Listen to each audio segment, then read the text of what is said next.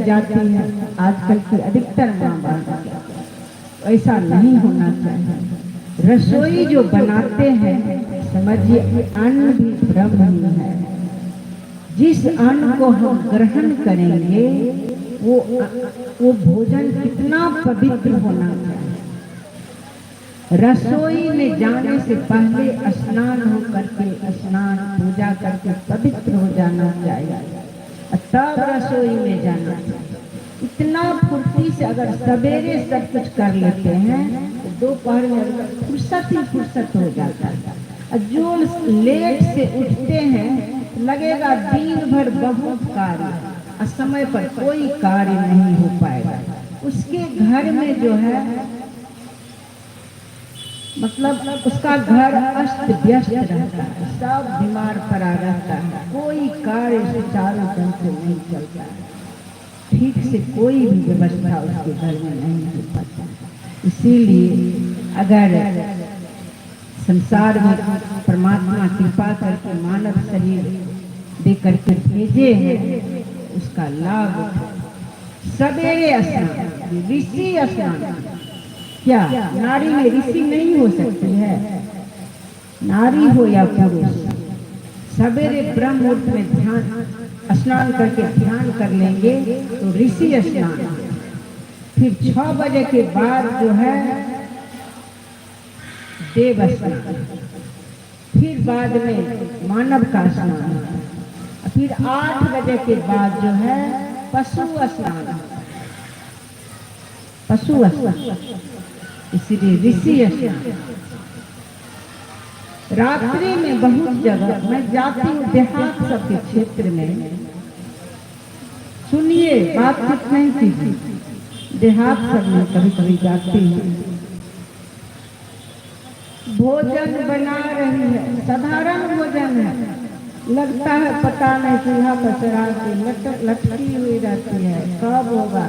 घर के लोग इंतजार में रहते हैं, 10 बजा जाता है, बहुत देर कर देता है। बताइए अगर वो फुर्ती से करे, दिन भर लोग खेत खलिहान में के घर वाले मेहनत करते हैं, अब समय पर आ गए हैं घर, उनको सवेरे भोजन दे देंगे, जो जरूरी कार्य है वो सब समय पर कर लेंगे, समय पर आप करेंगे, पुण्य की पूंजी आपकी बनेगी। सेवा करने से शरीर स्वस्थ होता है, सेवा से सद्गुण है आते, जिससे जीवन सुखमय होता, जिसमें है सेवा भाव नहीं, शाही सुख चैन कहाँ होगा। माता पिता बड़े बुजुर्ग आते हैं, उस समय हर तरह से उनका देख रेख होना चाहिए, समय पर भोजन देना चाहिए, हो सके तो थोड़ा मालिश कर दें, जहाँ तक हो मालिश कर दें।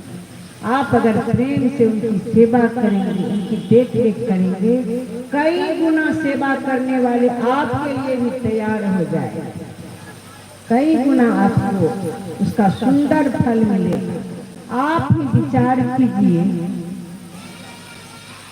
कोई चीज का बीज लगाते हैं, बीज अगर कांटे के लगाएंगे तो कांटा का ही वृक्ष होगा ना।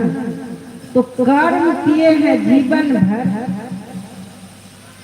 खराब, तो सुंदर फल मिलेगा उसका?